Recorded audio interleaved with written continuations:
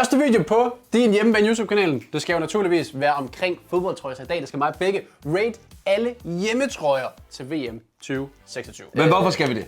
Hvorfor vi skal det? Ja. Fordi det har vi gjort før. Nej, fordi vi har en VM-boks, der kommer ud. Nå ja, det er rigtigt. Vi har en VM-boks. Vi har en VM-boks, der kommer ud. Ja tak, den er faktisk ude. Den kommer måske ud til midnat, det ved jeg faktisk ikke. Altså, sådan, det kan være, den er allerede udsolgt, når I ser den her video. Så op ind, din hjemmebane.dk, der ligger i beskrivelsen vores VM-boks. Den er ude, og I kommer faktisk til at se lidt sneak peek på, hvad man kan få der i, mens vi rater alle hjemmetrøjer. Og hvis I vil se en part 2, hvor vi rater alle udebanetrøjer, så smid et like og subscribe. Så måde det kommer til at fungere på, vi har nogle trøjer, de her de kommer til at være i vores VM-boks. Og så herover der kommer vi til at rate alle trøjer. 48 lande. Danmark er ikke en af dem, Italien er heller ikke en af dem. Men der er sikkert nogle fede trøjer blandt. Den er en af dem. Spanien er en af dem, og vi har jo prøvet til vores VM-boks at skaffe alle trøjer. Det kunne simpelthen ikke lade sig gøre, men jeg tror vi ender på, at 40 ud af de 48 lande har vi repræsenteret, når VM-boksen kommer ud. Lige i dag har vi lige lidt mindre, men vi har stadig nogle sindssygt fede trøjer. Og så er det første gang i historien, at der er en boks, hvor du kan få både med og uden tryk bagpå. Jeg ved det ikke, det skal jeg ikke kunne sidde og sige der. Nej. Det lyder potentielt forkert. Men man kan få både med tryk og uden tryk. Okay? Og det kommer vi til. Men Ja, lad os hoppe ud i det. Hvor vil du starte henne? Vi starter med Tyskland. Deutschland. Okay, jamen den synes jeg jo er kontroversiel. Ja. Det er ikke fordi jeg siger, at den skal ligge ad. Det er bare for at have den op og ligge. Jeg synes, den er decideret grim. Synes du, den er decideret grim? Ja, det gør jeg faktisk. Altså, så du er nede på listen? Jeg er med. Jeg forstår ikke et design, der gør sådan her. Den er ikke, også fordi jeg har en vis standard for Tyskland. Det er jo problemet her. Det er altid problemet, når vi laver videoer sammen. Vi skal jo blive enige. Er det fordi, du synes, den er stilet? Nej, men jeg synes bare, at den er sådan godkendt. Det er Synes det, man du kan det? forvente sig af Tyskland. Men det synes jeg ikke. Når de vil blande farverne ind i det. Men der er ikke nogen, der siger, at det skal gøre. Det ligner sådan mere noget fra en superheltefilm. Men det er fordi, nogle gange, så vælger de jo ikke at blande sine farver ind i det. Okay, den er også grim. Synes du? Hvad vil du så have af Jeg kan ikke lide striber der. Det skal bare være clean og sådan noget på det her. Hvis det her det var en Tyskland, tror jeg så bare andre farver. Det er det, jeg vil have. Skud, Günther. Ja, fedt. Hvad siger du? Vil du have den er godkendt? Nej, jeg kan simpelthen jeg kan mærke, at du er passioneret. Nej, fordi farverne er gode. Det er bare designet, jeg ikke er fan af. Jamen ved du hvad, jeg føler, at du er passioneret, og senere hen, så får jeg en i bogen. Så vi sætter den ned på mig. Okay. Det gør næsten under til Tyskland dernede, for den er faktisk normalt fed. Nå, hvor vil du hen nu? Jamen så skal vi til Belgien. De skuffer meget sjældent, vil jeg jo sige. Ja, men det er også meget forskelligt, hvad de laver. Der er nogle gange noget hvidt, nogle gange noget lys og blåt, nogle gange selvfølgelig noget rødt hjemmebanetrøjen. Jeg synes, det ser meget klassisk ud. Det ser stilet ud. Ja, ser det Eller ikke mangler der noget af den for kedelig? Ja. Der er så gode detaljer inden i trøjen. Nu viser det lige. Men det er fordi, når vi kigger på en af deres gamle trøjer her, for eksempel, der er flames på ærmerne, ikke? Hvilket jeg synes er ret sindssygt. Men prøv lige. Nu har vi den lige. Den er fuld skærm for jer. Den er stilet.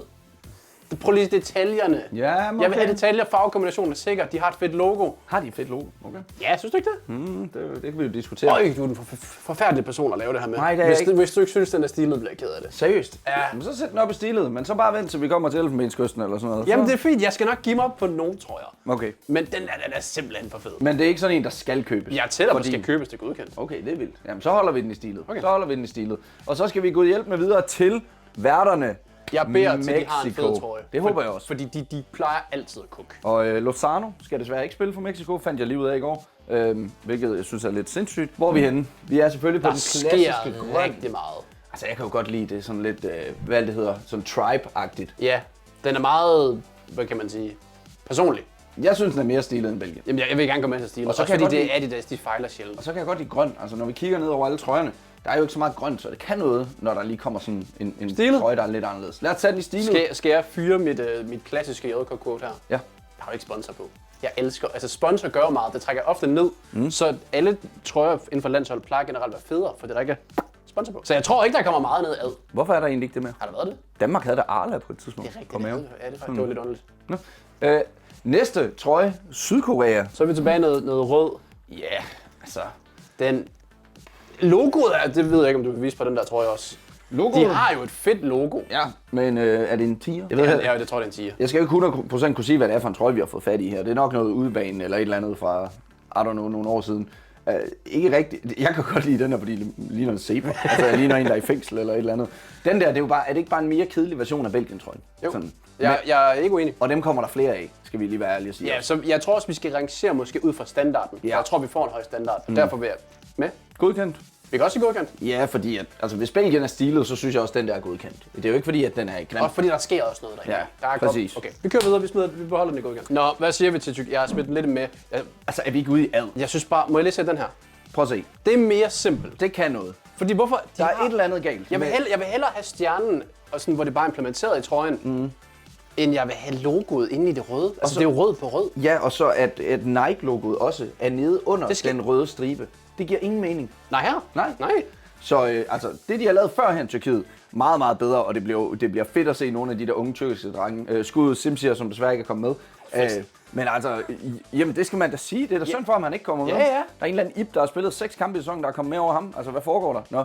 Men Yildiz Arda det bliver sjovt at se. Jeg glæder mig til at sige Yildiz bolle ud. Desværre ikke i et verdens fedeste trøje. Jeg vil hellere se ham bolle ud i det der. Det kan vi nok ikke få dem til. Vi kan prøve. Vi sender en til dem. Er det Spanien nu? Det er det sgu. Er det Espanyol? Bro, ikke snak til mig. Espanyol. Ikke snak til mig. Bro. Ikke. Du har lige kaldt det en Espanyol-trøje, altså Tilder. Espanja. Como estás? Det er... Jeg køber den. Du køber den. Til mig? Nej, det sætter jeg ikke på. Nå, okay. Jeg tror ikke, det har din størrelse. Vi kan ikke diskutere. Fuck, bro. Please, giv mig ret. Synes du virkelig, den er så fed? Ja, jeg synes, den er... Ej, det ved jeg ikke. Udebane er federe. Ja, vi skal sige, vi har udebanen herude på kontoret. Den kan jeg virkelig godt lide. Jeg må indrømme, de der blå ærmer. Er jeg for biased? Ja, det tror jeg. Okay, jeg rykker mig. Jeg har noget at rykke mig. Jeg har fint nok i stilet. Det er en Spanien-trøje. Jeg kan godt lide. Jeg står selv i en Spanien-trøje. Jeg har en her i hånden. Begge to mega fede. Men jeg synes, de blå ærmer, de ødelægger lidt. Okay. Er det bare mig? Jamen, jeg er blindet. Jeg ser bare Jamal. Men udebanetrøjen, som vi har hængende derude, den er clear. Den er clean også. Altså virkelig clean. Der er jo ikke noget anden farve på ærmerne. Jeg rykker mig. Men den og her, jeg kan godt se, den er fed. Den er sygt fed. Den er her fed. Så skal vi videre, og vi skal videre til Colombia. Luis Diaz. He came from Porto. Må vi godt synge i videoen egentlig? Jeg tror ikke, du bliver copyrighted for det så. Nej. Den er gul. Den er sgu gul. Den er meget gul. Ja, jeg prøver at køre lidt taktisk lige nu, fordi jeg sidder og kigger ned på Venezuela for eksempel. Den er grimmere. Markant. Kan jeg hurtigt sige. Der sker ikke en skid. Brasilien, selvfølgelig ikonisk. Alle deres trøjer. Sydafrika, okay fed. Sverige, blå. Men, I behøver ikke se mere i videoen. Han har rated alle trøjer. Nej, det var bare lige fordi, at som du siger med røde trøjer, man skal jo ligge standarden et sted. Du kan jo ikke have, synes jeg, 2 skal købes gule trøjer. Det gør man bare ikke. Jeg er heller ikke den største gule fan. Nej, det er du måske ikke. Og by the way, var det ikke Ecuador? Er det ikke Ecuador? Er det ikke? Flot pække. Fuck det, mand. Altså, logoen ligner hinanden, ikke? Altså, jeg synes egentlig, den er godkendt, den der. Skal vi bare lade den være? Ja. Den gør også jobbet for Den er ikke Colombia. grim, men den er heller ikke sådan stil. Men den er eddermame stilet. Jeg tror mere, den er mig end dig, sikkert. Ja, den er mere dig. Jeg kan godt lide, når logoet det bare går i med Adidas og striberne helt lortet. Det er også, altså, jeg har ikke noget mod trøjen overhovedet. Men det er ikke sådan en, at hvis jeg så den på hylden ude i et eller andet sted i din hjemmebane, så at jeg så ville købe den. Men det er også fordi, jeg har den. Fedt. Holland. Så skal vi... please. Orange. Ja. Hvorfor ser den ikke så orange ud? Er den sådan Jeg tror, det er dine øjne. Det kan også være det tv'et. Nej, men jeg sidder og kigger på igen Elfenbenskysten-trøjen, som jeg synes er lidt mere orange. Jeg ved ikke, om det er bare mig. Men Holland, det synes jeg også er stilet. Vi står her med en Ryan Babel-trøje. Virkelig gammel, fed trøje. Den kan man altså få i en VM-boks. Det synes jeg er super stilet. Jeg er mere til orange, end til når de kører noget andet. Skal jeg være ærlig sige. Jeg vil bare sige, det her, de er bare stilet. Ja. Der bliver ikke gjort for meget, der bliver ikke gjort for lidt. Nej. Det er sådan, vi lægger meget med stilet. Vi skal også huske på, at nogle af de store hold, de er store, fordi de har fede trøjer. Ja. Point prove. Sådan er det jo. USA. Lad os se, hvad vi har at gøre op med. Imens JK finder den, så kan jeg sige, at jeg har faktisk USA som at være mine sådan, dark horses. Ja, eddermame ikke i fede trøjer. Hold da op. Det er et bøjse. Der er sgu bølger. Jeg rykker den ikke. Der er sgu bølger. Den kan du ikke lide. Nej, ikke sige, du kan lide det bøjse. Nej. Den kan jeg godt gå med til. Jeg havde faktisk håbet på, at deres trøje bare ville være sådan hvid, og så med stripes og sådan noget. Gør det simpelt, ikke overkomplicere det. Ja. Jeg ved ikke, hvad det skal forestille. Den her er i hvert fald federe. Markant. Kan vi godt blive enige om. Jeg ved ikke lige, hvad der foregår herom. Den er bundet på ryggen. Der er en, der er på vej. Du har sat tagget fast. Fedt. Kom ind. Videre. Sydafrika. Sabalala. Sabalala. Den er også... I forhold til de gule, er det nok den, der er mest stilet. Prøv lige lure den der. Ja. Altså ikke all time eller noget, men den er bare... Hvis det ikke havde stilet, så havde det clean, og den er clean. Jeg synes i hvert fald, den er federe end Colombia. Præcis. Så jeg kan godt gå med til, at den er deroppe. Ja, okay. Tak for det. Jeg lader den ikke så. Super. Den her er også fed. Hvad siger vi? Kan du lide den? Eller er den sådan? Det er ikke lige... jeg er ikke til striber, det har jeg sagt. Farverne er fint nok, men jeg kan ikke lide striber. Fair. Og nu går vi videre til endnu en ikonisk spiller. Vi er ved Østrig. Og det er altså Marco, der er bagpå. Jeg ved ikke, hvad folk synes om det her med, at man både kan få med og uden tryk. Men altså, hvis man får en Marco Arnautovic, tror jeg, så kan man sgu ikke andet end at smile lidt. Den er grim. Det er den sgu. Altså, sådan, den er jo sikkert nok en farvekombination. Men du ved, hvad jeg vil sige jo. Det er ærmerne. Ærmerne, okay. Skal vi... Det går ikke for mig. Er det ikke bare med? Jo. Den er jo ikke nede at gå. Nej, den er ikke Tak. ad. Nej. Altså, så skal der hvis den skal ned i ad, jeg føler, vi har været her før, hvor det sådan, så skal det være som om, at designerne har gjort noget for at gøre den grim. Ja, præcis. Specifikt. Når jeg kigger på det her nede, så er det ikke godt. Nej. Det der, det... Jeg vil godt kunne leve med den mesterbox. Nu kommer vi til en vild trøje, fordi det er Ghana. Ja. Og for mig, der er den i top. Ghana. Det er den. Vi har en sådan lidt retro Ghana-trøje her. Den er også fed, men den er ikke i nærheden af at være lige så fed som den der. Men der sker også meget. Der er mange, der har gjort noget ud af det. Det er jo nærmest sådan et edderkoppespind. Og det kan jeg godt lide, fordi jeg forestiller mig, at der er rigtig mange edderkopper i Afrika. Det ved jeg ikke noget. Jeg har ikke set nok andet på det ved jeg heller ikke, men altså, det forestiller mig bare. Jeg ved ikke, hvad jeg siger til stjernen i midten. Stjernen i midten, det er sygt sejt. Sort-hvid. Black Stars. Sort-hvid er jo... Og det må jeg godt sige, fordi det hedder de. Ja, men sort-hvid er også til den basic side. Ja, og hvad så? Basic er stilet. Er det virkelig en skal købes? For mig er det. Og hey, jeg har givet mig på det hele, så prøv lige at finde den der, og så skal du ud og med se. Og du ved, jeg elsker farver. Og der sker bare noget. Det er lige mig, det der. Hvis jeg skulle købe en fodboldtrøje i dag, så er det den. Kan man købe den? Hvor kan man købe den hen? Ikke hos os, desværre. Fra Basker. Kom nu. Altså, kom nu. Den er jo ikke federe end Spanien. Jo, det er den jo. Det er den ikke. Spanien havde måske været i top, hvis de ikke havde grimme ærmer. Men de har jo også grimme ærmer. Der er lidt og lidt Puma-logo oven på ærmet, mens der er et Puma-logo her også. Ja, det er så fint. Mens der er en mega random stjerne i midten, og så 2 prikker af sort. Ja, det er så fint. Der er edderkoppespil. Sten, saks, papir. Okay. Sten, saks, papir. Sten, saks, papir. Fedt. Kom nu! Hvor er det vigtigt. Kom on, Ghana. Skotland. Ja, fedt. Det skal vi have hurtigt overstået. Der er vi nok lidt mere til den basic side. Ja, lorteland, mand, altså. Ej. De sendte os ud! Ja, og hvad så? Okay. Er den ikke bare godkendt? Jo. Eller i mere, altså den kan jo ikke sådan noget helt specielt, men den er heller ikke grim. Nej, den er jo bare, hvad de andre er. Det er så fint. Den er godkendt. Flot Skotland. Nu til noget ikonisk. Jeg er ligeglad. Brasil. Er det ikke bare fordi det er Brasilien? Også bare fordi, at nogle Og gange... Neymar til VM, sidste VM, den skal bare købes. Og nogle gange, så begynder Brasilien at blande lidt blå ind i det. De skal bare holde sig til grøn. Ja. Gul og grøn, det kan bare noget. Altså, jeg er fuldstændig enig. Den skal bare købes, og det skal gerne være i dag. Ja, jamen, jeg er klar. Neymar bagpå. Bum. Hvad siger vi til Schweiz? Big Shack. En basic rød. Kedelig. Ja. Altså, vi rykker os mere ned end op. Vi vil i hvert fald hellere have Shaqiri i den her trøje, end at have den der. Ja, den kan ikke så meget. Den kan ikke noget. Den kan ikke så meget. Nej, jeg ved godt, de prøver, der sker der på midten, det er stadig med. Vi går videre. Nu sker der noget. Er det Ecuador? Er det ikke Venezuela? Er Venezuela ikke med? Har du taget en Venezuela-trøje ind? Er det ikke en Venezuela-trøje? Det er i hvert fald ikke Ecuador, det der. Ingen Salomon Rondon til VM, desværre. Nej. De røg ud til Uzbek. Vi går til Frankrig. Ja, okay. Kom igen. Vi tager Le France, Ja, og så kommer vi til Ecuador senere. og så nu kommer vi til et problem, der er imellem os to. Fordi du... Der er krav. Er det den første krav? Det tror jeg. I hvert fald af en anden farve. Ja, jeg ser. Ja, jeg kan ikke lide det. Jeg tror faktisk, men jeg kan godt gå ned bare sådan selve designet faktisk og sige, at fransk kvalitet, disaster. Fordi normalt, simpelt, clean. Det der, det er med ikke clean. Det er kyllingetrøjen. Det er prikketrøjen. Altså. Jeg kan godt lide logoet af den farve. Jeg ved ikke lige med prikkerne. Nej, det var også bare for at vise et eller andet Frankrig-farve. Ja, Så den fair. gemmer vi væk igen. Skud. Altså, er vi nede på med, eller er den stadig godkendt, bare fordi det er Frankrig? Ja. Jeg kigger bare på kraven, og jeg er sådan, fuck, det skal jeg ikke røre ved. Fordi det er Frankrig. Ja. Godkendt. Fint. Fordi det er sådan, jeg vil ikke være for hård. Det er også bare en god farvekombination. Ja, det tager vi gerne med. Men de skuffer. Det gør de. Noget, der måske skuffer. Tunesien. Jeg ved ikke så meget om det, udover at Danmark de tabte til dem, eller spillede uafgjort til sidste VM. Er det hjemmebane? Det må det være. Om det her er hjemmebane? Jamen den der, det er jo samme farve. Godt nok kedelig. Det ved jeg sgu ikke. Der Der sker meget kedeligt. Der sker ingenting. Meget Sker der mere på den der? Der er lidt Ja, det gør siderne. det faktisk. Altså lidt rødt, lidt over det hele, hvor der er der meget begrænset med rødt. Har de fået Kappa som spons? No. Og så sker der også noget med ærmerne. Jeg kan ikke rigtig vurdere, hvad der foregår et eller andet. Hvad er det, der sker på ærmerne? Det er sådan lidt sølv.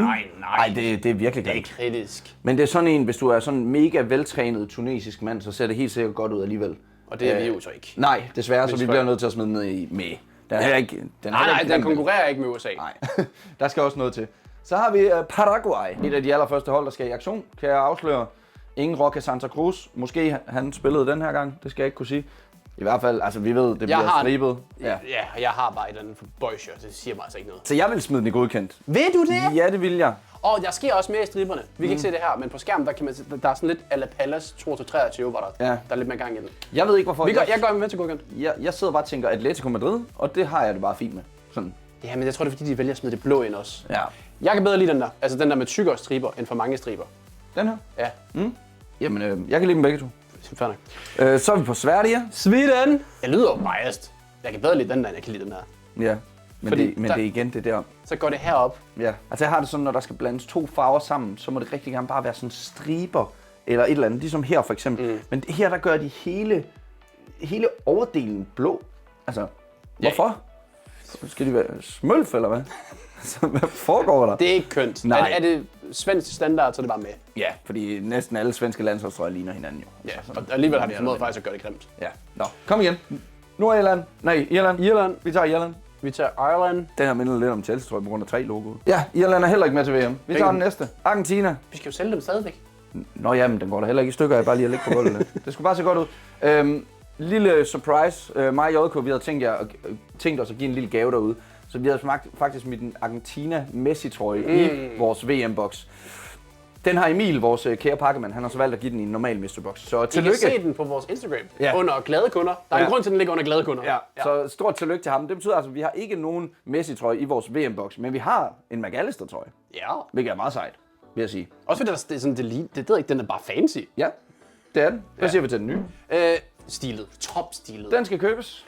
Jeg ved ikke, om det igen, det er lidt ligesom Brasilien, det er Messi sidste VM. Ja. Er du meget, jeg kan godt rykke ned. Nej, jeg er ikke rykker meget mig imod gerne. det. Det er jeg ikke. Det er bare, den gør bare jobbet. Jeg føler bare, at der er mange, altså vi kan jo finde ikoniske spillere, der stopper efter slutrunden hos alle hold, men jeg synes, at trøjen er flot. Og vi kommer til at sige det samme med Portugal, men jeg er ikke sikker på, at jeg smider den der. Du ved, det er fordi, den er så god, og så er der lige kirsebær i toppen. Ja, og det er også bare, det er den samme trøje hver gang. Du ved, hvad du får, og den er altid god. Potentielt en VM-vinder. Who knows? Nej, Okay. der er jeg sgu ikke. Der er du ikke. Men vi kommer til at lave nogle VM-predictions på vores socials, så gå ind og følg os der. Vi har i hvert fald planlagt noget. Nu kommer vi til noget vildt. Det bedste, vi smider i den her VM-boks. For nu, jeg vil sige, at hvis vi får mere hjem, så skal vi nok smide det i. Det kan være, der kommer noget Messi hjem. Men det vi har lige nu, vi har 2 Beckham England-trøjer, som vi smider i mystery box. Det er lidt voldsomt. Det er meget voldsomt. Men det er fedt. vi vil også gerne gøre noget fedt ud af den her VM-boks. Og vi har ikke så meget England uden tryk, så smider vi sgu bare Beckham i. Ja, hvorfor ikke? Så det er derfor, I ikke kan finde nogen Beckham-trøjer på hjemmesiden, fordi de alle sammen er i mystery box. Englands nye trøje. Gør bare det, den skal, men ikke mere end det. Men kunne England ikke godt være sådan et land, hvor de lige begyndte at tage sig lidt mere sammen? Jo, tilbage til de gode gamle tider. Altså sådan 80'er og 90'er, der havde de stilet, tror jeg. Nej, det ved jeg ikke. Nej, godkendt er fint for mig. Ja. Algeriet. Der sker Oj. Der er sådan lidt beskidt over den, og jeg kan godt lide beskidte mennesker. Den er fræk. Den minder lidt om Spaniens udebane. Ikke lige så clean. Den er lidt beskidt, ikke? Altså, sådan. Er den beskidt, ikke? Ja, altså, du ved, når du lige er derhjemme ved din kæreste og kalder hende en beskidt lille pige, så er det også en god ting. Ja, sådan. Okay. Det er det, jeg tænker. Derfor kan jeg også godt lide den. Ja, du sagde lille pige, og jeg er helt på. Altså, det... De laver den også. Kom nu. Okay. Den her, den er faktisk også meget fed, men jeg kan rigtig godt lide den der. Ja, altså, vi er stilet. Den er i stilet. Ja. 100%. Og så skal, så skal jeg nok lade være med at snakke om små piger. Ja, kan du ikke lade være med det? Så har vi jo simpelthen Marokko. Er det her Marokko? Ja. Nej. Hvad? Jo. Er det Marokko? Ja. Det er nok hernede omkring, vi er. Den er meget mørkerød, sådan Portugal-farve. Lad være med at prøve at efterligne dem. Det er også Puma. Hvad kan du forvente? Til gengæld så er Marokko et virkelig fedt landshold. Ja, nu kunne de da godt have federe trøjer. Ja, det synes man jo.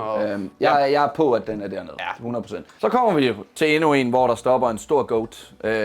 Og det er Portugal. Der står desværre ikke Ronaldo bag på den her. Der står Bernardo. Der står Bernardo. Jeg vil godt lige kalde ham en lille rotte, inden vi gik i gang. Og jeg står ved det, bare hvis I var i tvivl. Yes. Jeg synes stadig, den er stilet. Er vi deroppe? Jeg er ikke oppe i, at den skal købes, men den er stilet. Jeg kan godt lide Portugal, tror jeg. Af en eller anden grund. Ja, okay, så Ronaldo Tex eller hvad? Nej, det er mere Luis Figo Tex. Altså, du ved, jeg har elsket Luis Figo hele mit liv, og derfor har jeg bare godt kunne lide Portugal, tror jeg. Den der Bordeaux-røde, sådan, den her er lidt for rød for mig. Når jeg kigger godkendt, så synes jeg også, den er pænere end dem. Hvis der var 10 imellem, så havde jeg gået med. Altså, sådan, så synes jeg, den skulle ligge der. Men jeg kan godt smide den i stilet, bare fordi det er Portugal. Til del stilet. Vi tager den i stilet, 100%. Ja. Så går vi videre til Japan. Og det er jo faktisk meget sjovt, fordi vi har faktisk rigtig mange Japan-trøjer her på kontoret. Og jeg synes jo egentlig, de fleste af dem, de er virkelig fede. Ja, Japan, også bare deres logo er fedt. Ja. Deres farvekombination er fed. Det gør bare jobbet og mere til. Lidt skørt at have både deres logo og deres sådan. Det skal de stoppe med. Flag. Har de også det her? Nej, det har de faktisk ikke. Nej, det har de ikke. Men den er også fed, den der. Den er godkendt. 100%. Bare blive her. Ja, det er jo bare standard Japan. Så har vi noget Norge, og der må jeg bare sige, nøj, hvor er den grim. Altså, Jamen, er jeg du ved ikke, hvad de vimmer? tænker på. Hvis Danmark de gjorde det der, jeg vil få det fysisk Det dårligt. går helt amok. Altså, så det her, det er sådan lidt mere, okay, bare hold jer til det, men lad være med Jeg at lave siger et flag det midt på bare, jeres jeg skal trøje. heller ikke have striber, så jeg er heller ikke på den der. Men lad være med at lave et flag midt på jeres Ja, trøje. det der, det er helt håbløst. det- Fuldstændig håbløst. det Den er går. nede i ad. Vi har noget Kroatien. Jeg har valgt en udebanetrøje her, tydeligvis, men det er selvfølgelig de klassiske farver hos Kroatien. Hvad siger vi her? Ligner det ikke mere en bjergetrøje for Tour de France? Altså. Jo, hvor han lige har lynet ned hele vejen. Ja, præcis. Jo. Så er der lidt fuld bleg med i midten. Altså, jeg ved ikke, hvad du Den synes. har altid svært ved at være fed for mig. Ja. Også når det er tern. Ja. Jeg kan godt lide, hvis det er hele trøjen, der har tern. Jeg Det der, godt- det kan slet ikke noget. Hvis jeg skal have tern, så skal man tære det. Super. Den lukker du bare ned på. Hvad fanden er det for noget at sige? Det er altså, nå. Vi går videre til Australien. Jeg synes, den er med. Altså, Ja, du synes, den er med? Ja, Okay. det gør jeg. Australien til gengæld. Blev vi ikke enige om? Jeg kunne godt lide den. Ja, det kunne jeg også godt. Jeg ved, at det er ikke fordi, den skal ligge her. Det er Nej. bare lige for at lægge den et sted. Jeg synes, den er bare... Den er clean. Måske igen tieret imellem. Ja. Fordi det er en farlig farvekombination med gul og grøn. Jeg tror, jeg har den tættere på godkendt, end jeg har på stilet. Fordi jeg synes, at Sydafrikas gule trøje er federe. Ikke sur på det. Men den gør stadig jobbet, og når man ser den i fuld skærm, kan man godt se lidt flere detaljer. Hvad synes du om den her? Den er sådan meget klassisk. Hjertet fed. Ja. For der er ikke krav. Kængurulandet. Den får du bare, værsgo. Tak. Nej, Nå, du får den pis. ikke. Der er en derude, der skal have den. En af jer, der køber trøjen. Kom on. Så er vi ved Egypten. Mohamed Salah. Mo Salah. Altså, du snakker så meget om Messi, Neymar og Ronaldo. Nu vil jeg høre dig snakke om Salah. Lige nu. Godkendt. Det er Salahs karriere. Godkendt. Ej, prøv lige at finde den frem. Vi skal se detaljer. Vi skal se detaljer. Jeg skal have den op i must buy. Prøv lige at se. Der sker noget. Jeg ved, det er jo en pyramide inde i midten.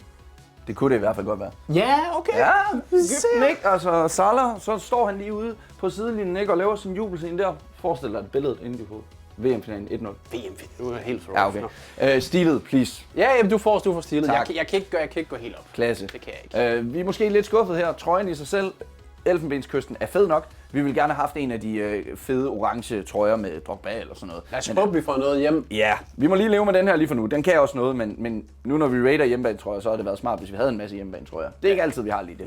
Nej. Stilet. Er det der, hvad? Ja, fordi den er mindst lige så fed som Holland. Eller hvad siger du? Synes du ikke det? Der sker for meget. Og der altså igen orange, grøn, Det puma på skulderen. det er fodspor efter dyr, som der er nede i Afrika. det er efter utilfredse kunder, der har trådt på den. Nej, det er ej. Den er fed. Okay, godkendt så. Ja. Fint nok. Altså. Godkendt er jo heller ikke... Godkendt betyder, at du vil gå i den.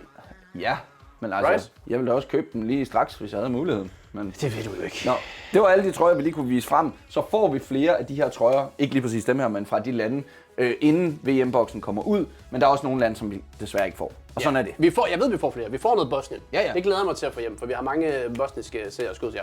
Så Bosnisk kameramand, hvis I ikke vidste det. helt lort. Det kan være, men det kan være, der er for den. Nå, skal vi tage den fra en ende af nu? Fordi at, vi kommer til en af de allerfedeste trøjer så. Nu? Ja, hvis vi tager Dr. Congo. Dr. Congo. Det er- Det er. Skuddet 0-0 mod Danmark, by the way. Ja, altså godt resultat i Danmark. Ja. Kongo skal Den er trods alt altså til ude VM. efter Ukraine, hvor vi har vundet. Kongo skal trods alt til VM. Det glemmer du. Så Det er skal godt. hele verden jo, altså. fair nok. Hvor? Jeg skal lige se den. Altså, jeg ved, hvor jeg er. Jeg er oppe i, den skal købes, og det kan kun gå for langsomt. Den er vanvittig. Lad være. Hvorfor er der et logo i midten? Ja, fordi vi Hvorfor skal har vide, de et logo vi skal og vide et hvilket logo? land det er. Det Vi kender ikke deres logo jo. Så vi skal vide, hvilket flag det er. Det kan også være, at jeg er sådan... Du er en hater. Det er hvad du er. Jamen, jeg måske mig mere sådan... det er det altså. Det er Nike, og det er Umbro. Så jeg føler ikke, Umbro kan ikke levere en all-timer. Umbro er sgu da stilet. Hvad mener du? Undskyld mig, var vores Beckham-trøje, var det ikke Umbro? Jamen, det er også tilbage i tiden. Umbro. Jeg ser The Vision, men er du sindssygt selskab, den skal være i? Altså, skal jeg sige noget vanvittigt nu? Du synes, det er den fedeste? Jeg kan bedre lide den end Brasilien og Argentina. Jeg er på Ghana og Dr. Congo. Det er sgu mine 2 favoritter lige nu. Jeg vil jo klart, at Spanien... At dem her, jeg synes stadig, Spanien er federe end dem alle sammen. Bro, se de blå ærmer. Det går ikke. Okay, jamen jeg giver mig bare igen. Det er fint. JK har Igen? flere subs. JK har flere Du subs. har Ghana heroppe, mand! Ja, du har Spanien deroppe i stedet for dernede. Nej, okay, okay. Rolig. Vi skal videre. Ja. Canada. Jeg vil sige, der er en detalje med deres, du ved, det der blad i midten. Ja, som er deres flag. Altså, Fedt. Altså, kunne du ikke have haft et stort billede af Justin Bieber eller sådan noget? Så har det fandme været det stilet. kan ikke så meget, men den er den overhovedet godkendt. Sådan, fordi det ser, lige her, hvor vi kigger, der ser det fuldstændig malplaceret ud. Jeg er ikke sur. Ved du hvad? Også fordi, hvorfor kan Nike ikke bare være det samme som de her striber, de kører i sort? Ja. Hvorfor skal det lige være det eneste, der er hvidt? Jeg tror sgu, vi sætter en kategori ned, gør vi ikke det? Det er sgu med. Det er sgu med. Så har vi Uzbekistan. Den er kedelig. Er det Uzbekistan? Ja. Jeg skulle til at sige, du... Nå ja. Ja, den er fandme med.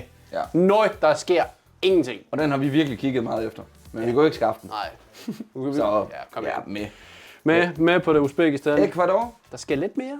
Jamen, den bliver også nødt til at komme med. Gør den det? Fordi den er ikke lige så fed som Australien og Colombia. Og den er heller ikke meget federe end Sverige, faktisk. Nej. Jeg synes, Ej, den er kedelig. gul er jo faktisk virkelig ellers min farve. Jeg kan godt lide gule, tror men jeg. der sker sgu for lidt. Ja. Hvor havde Colombia?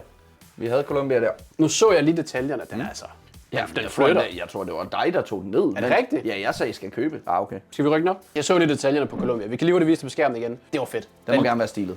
Den er stilet. Og Ecuador, de bliver med. Tjekkiet. Med. Ja.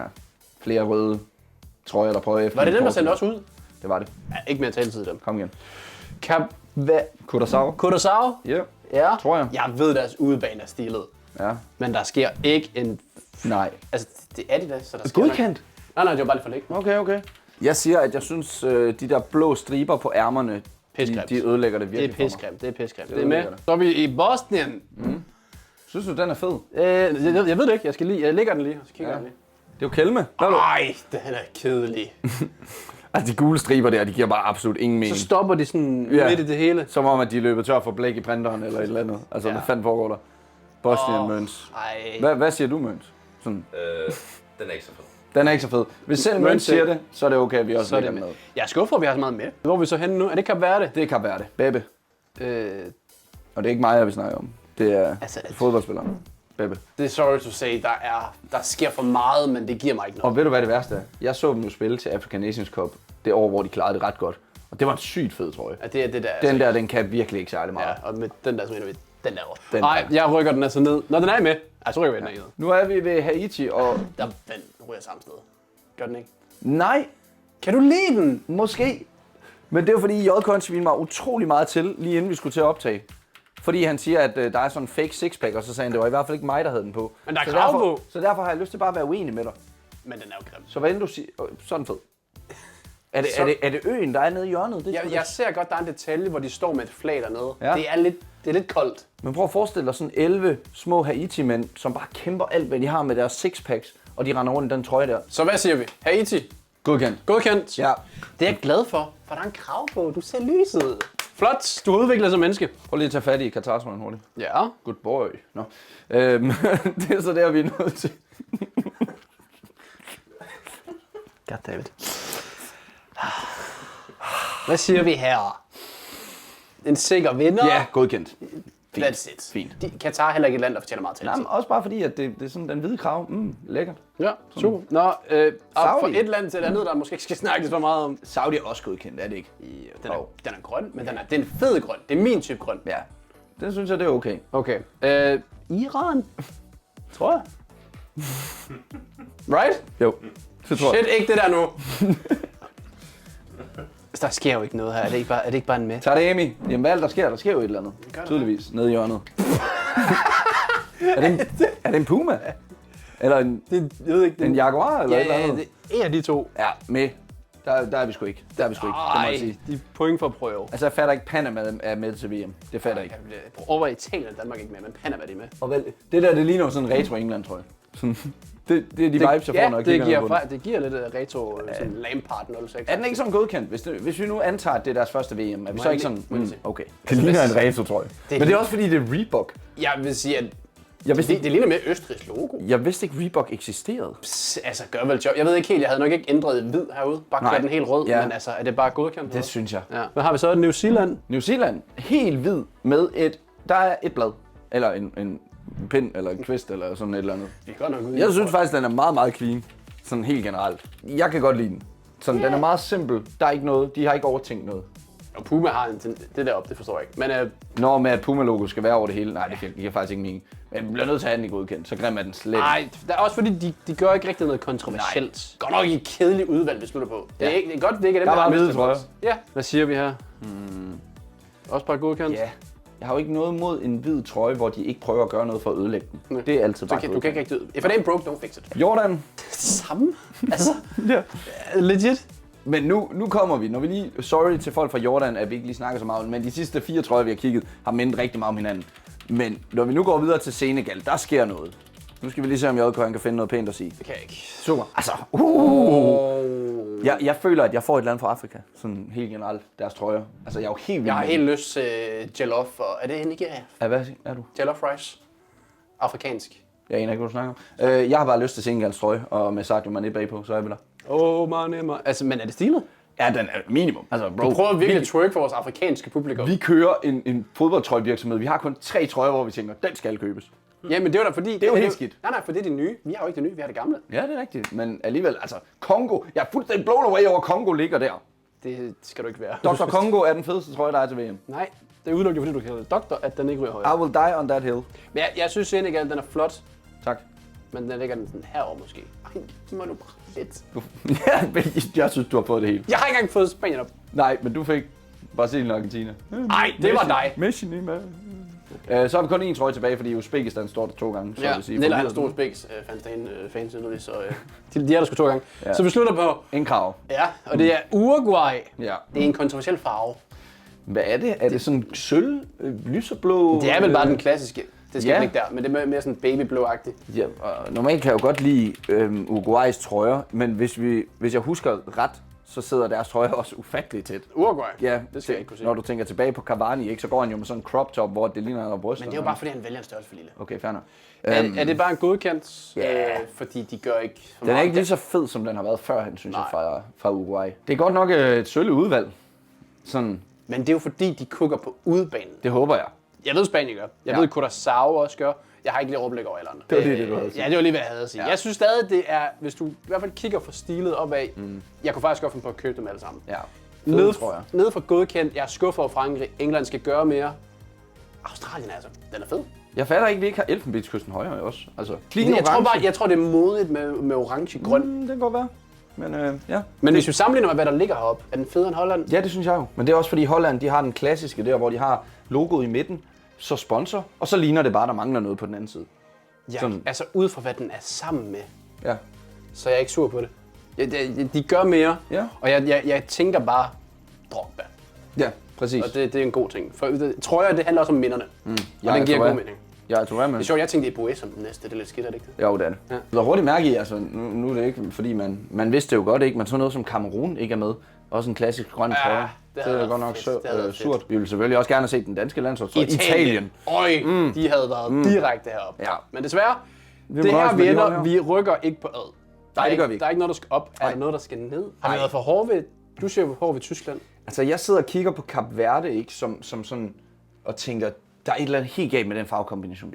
Så det er måske det er det eneste, jeg Derovre? vil rykke. Ja, vi tænker på ting, vi vil have længere ned, ikke? Ja. Måske. Men det her, det er godt nok skidt. Ja. Så igen, hvis der var 10 imellem. Ja, det synes jeg. Jeg synes godt, vi kan være tilfredse med Hvad det. siger vi til Marokko har været for hård her? Bare i forhold til, hvad vi har... Altså, Måske. vi har jo Holland 2 over, som basically er meget det samme. Ja, altså, man Eller herover kunne også. sagtens rykke Marokko op. Men det igen, det der med, de har det tomme rum. Altså, forstår du, hvad jeg mener? Hvor de har Puma på den ene side, men ikke noget på den anden. Jamen, vi kan godt gøre det sådan her. Ved du hvad, jeg har det også fint med, at hvis du lægger en mere godkendt, så kommer der en linje mere, hvor den bare ligger for Ja, sig selv. og det kan vi ikke. Det kan vores OCD ikke klare. Det er slut. Er det done dusted, vi lukker den her? Det synes jeg. Tag et screenshot og sig, om I er enige. Ja.